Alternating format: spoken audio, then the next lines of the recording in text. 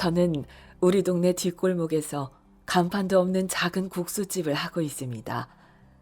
문 앞에 팻말을 하나 세워놓긴 했는데 앞면에는 국수, 뒷면에는 만두, 우리 집 주 메뉴가 적혀 있을 뿐 가게 이름은 없네요. 그래서 사람들은 우리 집을 간판 없는 국수집이라고 부릅니다. 이 국수집을 시작했을 때 간판 만들 돈이 없어서 간판 하나 없이 국수집을 시작했는데 사람들이 불러주는 간판 없는 국수집이 눈에 보이지 않는 우리 집 간판이 되어버린 셈이지요. 제가 이 국수집을 시작한 지 올해로 27년째. 제 나이 어느새 60이네요. 애들 아버지가 흔적 없이 사라진 이후로 아들, 딸 둘 데리고 먹고 살 길을 찾다가 시작한 국수집입니다. 사는 것이 너무 막막했지만 그래도 살아야 했기에 꾸역꾸역 앞만 보고 왔습니다. 남편이 그렇게 사라질 줄 몰랐습니다. 다른 사람들은 남편이 죽었다고 했지만 시신을 제 눈으로 확인한 바 없으니 저는 남편이 죽었다고도 할 수 없고 살았다고도 할 수 없었지요. 남편이 어느 순간부터 집에 들어오지 않았습니다. 저는 또 외박하는 것이겠거니 했습니다. 남편은 늘 불안한 인생을 살았습니다. 일찍이 조실부모해서 혼자 떠돌다 자리를 잡고 살았는데 그래서인지 성격이 좀 거칠었습니다. 공장을 좀 다니다가 공장장이 마음에 들지 않는다고 때려치우고 다른 사람 가게에서 일하다가 주인이 지랄 맞다고 때려치우고 욱하는 성질이 있어서 조금만 마음에 들지 않으면 그냥 보고 넘기질 못했습니다. 작은 일도 크게 만들고 결국 주먹 다짐, 몸싸움까지 이어지는 경우가 많았지요. 밖에서 그러니 집에서는 오죽했겠습니까? 애들은 물론이고 저까지 늘 남편 눈치를 보면서 마음 졸이고 살았습니다. 밖에서 분이 덜 풀린 날이 있으면 집에 들어와서 뭘 때려 부수고 분풀이를 해야 했습니다. 원래 찌들어 산 사람인데다 돈에 찌드니 사람이 더 찌들어가는 것 같았습니다. 그러던 어느 날 남편이 평소와는 다른 모습으로 아주 기분이 좋아서 들어왔습니다. 양손에는 먹을 것도 가득 사들고 들어왔더군요. 이게 다 뭐야? 무슨 좋은 일 있었어? 좋은 일 있지. 지금까지 돈 때문에 많이 힘들었지? 이제 그럴 필요 없어. 내가 돈은 확실히 벌어다 줄 테니까 이제 걱정하지 마. 갑자기 무슨 소리야? 하던 일 때려쳐서 돈 들어오는 데도 없는데 돈을 어디서 벌어온다는 거야? 명수가 사람들이 어떻게 부자가 되는 줄 알아? 남 밑에서 월급 받아가지고는 절대로 부자가 될 수 없어. 뼈 빠지게 일해서 그 사람들 배만 불려주는 거야. 목돈을 만지려면 목돈이 모이는 데를 가야지. 나는 이제부터 남들 배 불려주는 일은 안 해. 잘만 하면 우리 금방 부자 될 수 있어. 이제 이 지겨운 단칸방은 끝이야. 조금만 기다려. 우리도 남들처럼 자동차도 굴려보고 아파트에도 살아보자. 그러니까 어떻게 무슨 수로?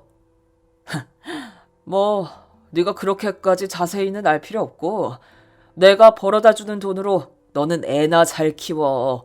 돈은 내가 벌어다 줄 테니까. 남편 가방에는 꽤 많은 현금이 들어있었습니다. 남편은 집에서 나가기 전 저한테 돈 50만 원을 주었고 나머지 돈은 가방에 넣어서 들고 나가더군요. 그렇게 한동안 돈가방을 들고 다니며 왔다 갔다 했습니다. 어떤 날은 아주 기분이 좋아서 들어오고 어떤 날은 완전 죽상을 하고 들어왔습니다. 뭘 물어봐도 대답 없고 어떤 날은 며칠씩 들어오지 않을 때도 있었습니다. 그러다 어느 새벽 남편이 집에 들어와서는 자는 저를 깨우며 지난번에 준 50만 원을 내놓으라고 하더군요. 50만 원이 지금 어디 있어? 그때 월세 내고 애들 옷이며 필요한 것들 샀잖아. 그래서 돈이 한 푼도 안 남았다는 거야? 어서 남은 거라도 내놔. 그걸 다 쓰진 않았을 거잖아. 그래서 저는 쓰고 남은 돈 탈탈 털어서 남편에게 주었고, 남편은 그 돈을 낚아채듯이 받아 챙기고 옷가지들도 챙겨 넣었습니다. 지금 어디 가는 거야? 도대체 무슨 일이야? 무슨 나쁜 짓이라도 저질렀어? 나쁜 짓은 내가 왜? 분위기 잠잠해지면 다시 돌아올 거야. 내가 집에 오면 바로 이사 나갈 거니까 중요한 짐은 미리 챙겨놔. 최대한 빨리 돌아올게. 그 말을 남기고는 뭔가에 쫓기는 사람처럼 남편은 다시 나가버렸습니다. 그리고 다음날 어떤 남자 둘이 와서는 남편을 찾더군요. 여기 최상도 집 맞죠? 상도 어디 있습니까?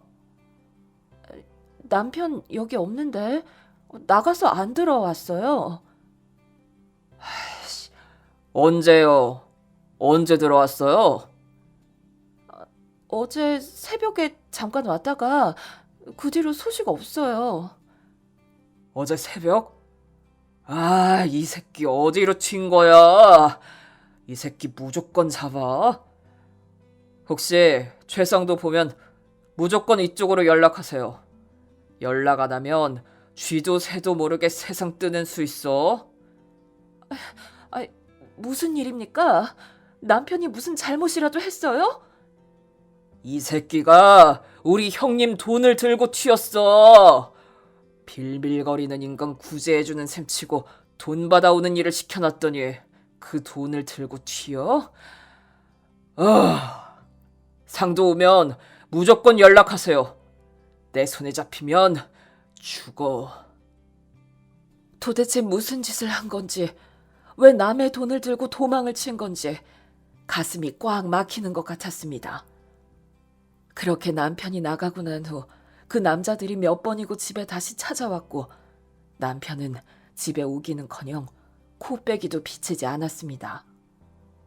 저는 매일 밤 혹시 남편이 올까봐 깊이 잠들지 못했습니다. 하지만 남편은 1년이 지나도록 오지 않았고, 원래 살던 곳에 월세를 감당할 수 없어서 햇볕이 거의 들지 않는 반지하로 옮겼습니다. 이사하면서 주인 아주머니에게 신신당부하고 왔습니다. 혹시나 애들 아빠 보시거나 들어오면 연락 좀 주시라고요. 이사하고 난 후 애들하고 어떻게든 살기 위해서 작은 국수집을 시작했습니다. 친정 오빠가 도움 주지 않았다면 어림도 없는 일이었지요.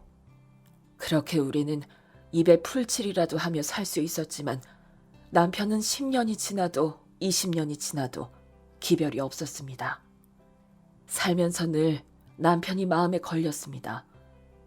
어디 가서 죽었다면 시신을 거두지 못한 것이 마음에 걸렸고, 어디서 살아있다면 어디서 어떻게 살고 있기에 가족도 찾아오지 못하는 것인지 마음이 아팠습니다. 그 인생은 왜 그렇게 어렵고 힘든 건지 남편을 생각하면 늘 마음이 짠했지요.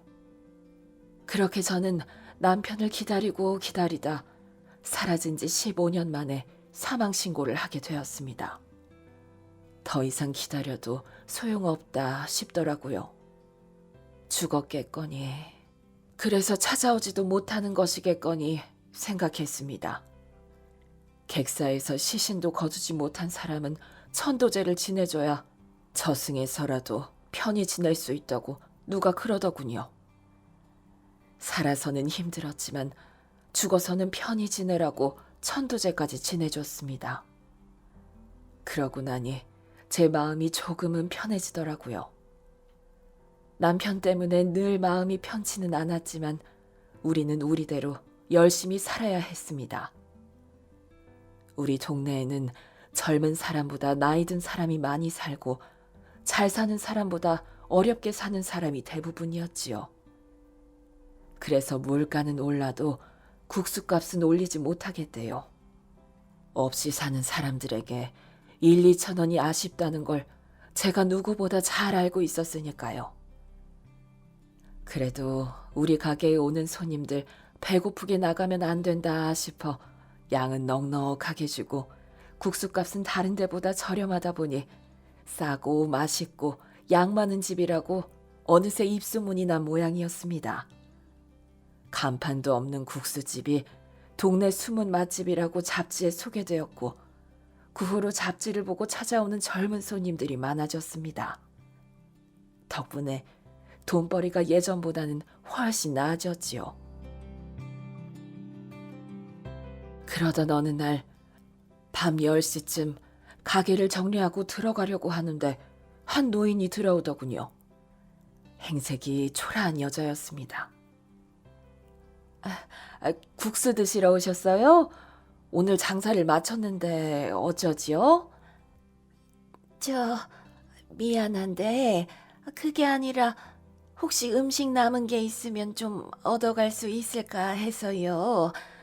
오늘 무료급식을 못 받아서 지금까지 한 끼도 못 먹었어요. 그냥 아무거나 허기를 면할 수 있는 거면 식은 밥이나 손님이 먹다 남긴 거라도 괜찮아요. 그 손님 표정이 너무나 간절해 보여 순간 제 마음이 울컥하더군요. 저도 지금까지 어렵게 살고 있지만 그래도 끼니를 걸러본 적은 없는데 밤 10시까지 한 끼도 못 먹었다니 얼마나 배가 고플까 싶더라고요. 마침 오늘 육수가 많이 남았어요. 국수야 얼른 삶아내면 되니까 잠시만 앉아 계세요. 제가 만두랑 얼른 쪄서 드릴게요. 아이고, 그렇게까지나. 남은 거 아무거나 주면 되는데 그러면 제가 너무 미안해서. 별로 힘든 것도 아닌데요, 뭘. 시간 얼마 안 걸려요. 제가 얼른 만들어 드릴 테니까 잠깐만 계셔요. 한여름이었지만 따뜻한 걸 먹어야 속이 편할 것 같아 따뜻한 잔치국수를 한 그릇 만들고 만두를 쪄서 노인에게 내주었습니다. 아이고, 세상에나. 너무 맛있어 보이네요. 한 끼도 못 먹었다는 노인은 음식을 앞에 두고도 선뜻 젓가락을 들지 못했습니다. 왜 보고만 계셔요? 어서 드셔요. 식기 전에 먹어야 맛있어요. 고마워요. 너무 고마워요. 노인은 오랫동안 밥을 못 먹어서인지 젓가락을 든 손을 심하게 떨었습니다. 제가 지켜보고 있으면 부담스러울까봐 저는 부엌으로 가서 내일 아침에 해도 될 일을 하고 있었죠. 그리고 잠시 후 노인이 다 먹었나 싶어 나가보니 국수는 국물까지 싹 비우고 만두는 손도 안 대고 그대로 남겨놓았더라고요. 아니, 왜 만두는 안 드세요? 만두 안 좋아하세요? 그게 아니라 이걸 가져가도 되나 해서. 사실은 우리 집 양반도 아직 밥을 못 먹었어요. 내가 무료급식을 못 받아서 우리 집 양반도 꼼짝없이 굶었어요. 건강할 때는 이렇게까지는 안 살았는데 둘 다 몸이 아프니 돈벌이도 안 되고 하루하루 먹고 사는 것도 힘드네요. 자녀분들은 없으시냐고 어쩌다 두 분이 그렇게 어렵게 살게 되셨냐고 물어보려고 하다가 그만두었습니다. 괜히 물었다 남의 상처를 건드리게 될까 봐서요. 그 대신 접시에 담긴 만두를 일회용 도시락에 넣고 국수도 국물 따로 해서 포장해 드렸지요. 배고프신데 한참 기다리셨겠어요. 이거 댁에 가져다 드리세요. 그리고 내일부터는 일부러 줄 서서 급식 받으러 가지 마시고 저희 집에 오세요. 제가 매일 도시락 2개 준비해 줄게요. 저도 배고파 본 적 있고 죽어버릴까 싶을 정도로 힘들 때도 있었어요.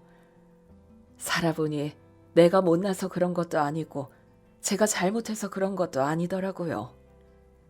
인생이 그쪽으로 흘러가 버리니 제가 할 수 있는 것이 아무것도 없대요.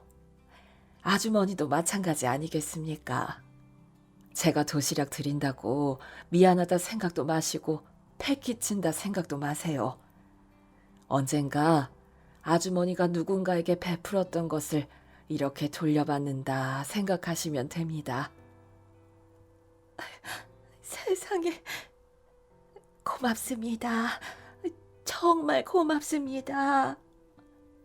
노인은 그 후로 매일 오후 3시쯤 우리 집에 도시락을 받으러 왔습니다.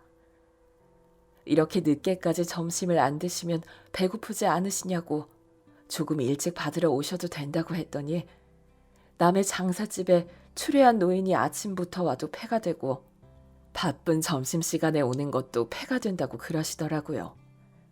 왜 이렇게 힘들게 사시는지는 몰라도 참 마음이 깊은 사람이다 싶었지요. 그러던 어느 일요일, 후덥지근하고 소나기라도 한판 퍼부을 것 같은 날이었습니다.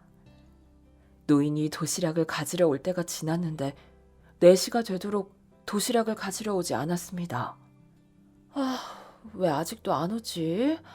이러다 도시락 다 식겠네. 저는 일하는 틈틈이 밖을 내다보았지만 노인은 저녁이 되도록 모습을 보이지 않았습니다. 이럴 줄 알았으면 집이 어딘지 알아나 둘걸. 그렇게 사람을 여러 번 봤는데 연락처도 모르고 사는 데도 모르고 있었더군요. 제 자신이 너무 무심하다 싶으면서 노인에게 무슨 일이 있는 건 아닌지 걱정이 되었습니다. 혹시나 나중에라도 올까 싶어 도시락을 우선 냉장고에 넣어두려고 하는데 나이 든 남자 한 명이 다급한 듯 국수집 문을 열고 들어왔습니다. 목발을 짚고 있었는데 한눈에 봐도 오른쪽 편마비가 온 듯했고 얼굴에도 마비가 왔는지 말을 해도 알아듣기가 힘들었습니다. 뭐라고요? 천천히 말해보세요. 얘기하면서 저는 그 노인에게로 다가섰는데 저는 들고 있던 도시락을 그만 떨어뜨리고 말았습니다. 첫눈에 알아보지는 못했지만 그 사람은 분명 20여 년 전 흔적 없이 사라진 남편이었습니다. 저는 귀신이라도 본 듯 그 자리에서 얼어버렸고 그 사람은 나를 알아보지 못하는 건지 뭐라고 얘기를 하면서 어눌한 말투로 119! 119!를 반복했습니다. 당신 맞지? 당신 맞지? 나 모르겠어? 명숙이, 나 몰라? 그랬더니 그 사람은 뭐가 급한 듯 자꾸만 뭐라고 하면서 119 얘기를 했습니다. 저는 순간 내가 착각을 했나, 내가 사람을 잘못 봤나 했습니다. 그런데 눈썹 위에 찢어져서 꿰맨 흉터와 턱 아래쪽에 눈에 띌 정도로 큰 점을 보니 그 사람은 제 남편이 확실했습니다. 그런데 무슨 일인지 그 사람은 전혀 저를 알아보지 못하고 있었습니다. 저는 일단 무슨 일인지 급한 불부터 끄자 싶어서 그 사람에게 물었습니다. 왜 그래? 무슨 일이야? 누가 다쳤어? 119를 불러야 돼? 그랬더니 그 사람은 고개를 끄덕이면서 불편한 몸으로 최대한 빠르게 걸으면서 저보고 따라오라고 하더군요. 집안에는 늘 도시락을 받으러 오는 그 노인이 쓰러져 있었습니다. 이게 도대체 무슨 일인지 노인이 죽었나 싶어보니 숨은 쉬고 있는 듯 했습니다. 저는 우선 119에 연락부터 했고 잠시 후 도착한 119와 함께 병원으로 이동했습니다. 혈압이 낮아서 실신한 것 같다고 미주신경성 실신이라고 했습니다. 다행히 목숨에는 아무 지장이 없다고 스트레스 받지 말고 안정만 취하면 될 것 같다고 했습니다. 노인이 깨어나고 안정을 찾은 뒤 저는 노인에게 제 얘기를 했습니다. 이 사람은 20여 년 전 사라진 내 남편이고 실종 신고까지 내고 기다렸지만 결국 사망 신고까지 하게 되었다고. 죽은 줄로만 알았던 사람이 어떻게 이렇게 살아있었던 건지, 그리고 어떻게 이 사람하고 살고 있는 건지 속 시원히 얘기 좀 해달라고 했습니다. 제 얘기를 듣고 노인도 많이 놀란 듯 한동안 말을 잇지 못하더군요. 어떻게 이런 일이 있을 수 있는지. 이렇게 가족이 멀쩡히 살아있고 그렇게 애타게 찾고 있었는데. 에휴, 이 양반 지금껏 자기가 누구인지도 모르고 가족이 있는 줄도 모르고 살았어요. 내가 이 사람을 만난 곳은 강가였어요. 저도 그때 어린 자식 사고로 앞세우고 사는 게 너무 고달파서 그만 살고 싶었지요. 그런데 죽으려고 찾아간 강가에 웬 사람이 쓰러져 있었어요. 얼굴에는 상처가 나 있었고 허리에는 밧줄 같은 게 묶여져 있었는데 죽었나 싶어 다가가 보니 목숨이 붙어 있더라고요. 죽어야겠다는 생각은 온데간데 없이 사라지고 일단 사람부터 살려야겠다 싶더라고요. 저는 마을로 뛰어가서 사람들을 불러와 병원으로 데려갔어요. 병원에 도착했는데 이 양반 의식이 깨어나지 않았어요. 한 이틀 죽은 듯 누워있다가 깨어났는데 자기 이름도 몰라, 나이도 몰라, 가지고 있는 소지품도 없어서 사는 곳도 몰랐어요. 참 난감하더라고요. 병원에서 퇴원하긴 했는데 어디 연락할 데도 없고 갈 곳도 없었지요. 나는 이제 사람 살려놨으니 내 임무는 끝났다고, 이제 그쪽도 어디든 가서 죽지 말고 살아라 했는데 이 사람이 어린애처럼 나만 졸졸 따라오는 거예요. 오지 말라고 해도 안 되고 가라고 쫓아도 안 되고 기가 막힌 상황이었지요. 어쩔 수 없이 우리 집으로 데리고 왔어요. 경찰서에 가면 가족이라도 찾을 수 있을까 해서 가봤는데 아무 소용 없었어요. 가진 것도 없고 자기 이름도 모르는 사람을 무조건 내몰 수가 없어서 집에 머물게 했는데, 사람 정이라는 게 뭔지 그러다 정이 들어 둘이 살게 되었어요. 이 사람 지금까지 주민등록 신청도 하지 않아서 이 세상에 존재하지 않는 사람으로 살았어요. 그래서 이 사람 옆에는 내가 더 필요했고 나도 이 사람이 있으니 마음의 의지가 되더라고요. 이 사람이 할 수 있는 일이라고는 일용직 일밖에 없었지만 그래도 열심히 일했어요. 중풍이 오기 전까지는. 중풍이 오고 나서 제대로 치료를 받지 못해서 이 지경이 됐어요. 우리 비록 한평생 어렵게 살았고 가난하게 살았지만 그래도 후회는 없었어요. 죽으려고 했던 사람, 죽다 살아난 사람이 만났으니 이것도 인연이라면 인연이겠지 생각하며 살았습니다. 그런데 배우자가 있을 거라곤 생각도 못하고 살았습니다.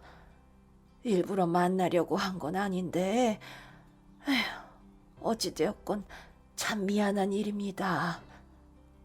참 기가 막히더군요. 그래서 집에도 못 찾아왔나. 이 지경이 되어서 내가 누군지도 모르나. 눈물이 나고 억장이 무너지는 것 같았습니다.